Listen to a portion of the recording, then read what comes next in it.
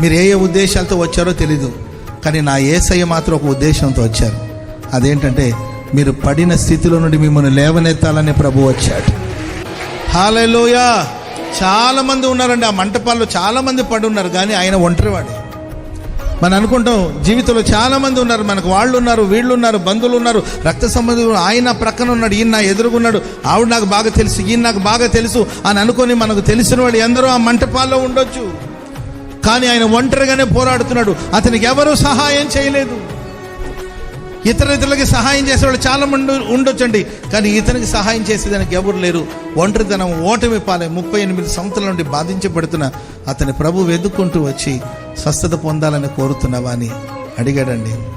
ప్రియులారా, అతని ఆశను, అతని ఆశయాన్ని గుర్తించిన దేవుడు ప్రభు అంటారు, లేచి నీ పరిపెత్తుకుని నడవమని ప్రభు ఆ మాట చెప్పారు. లేచి తన పరిపెత్తుకుని నడవడం ప్రారంభించారు. చెప్పండి కూడా మంది గట్టి.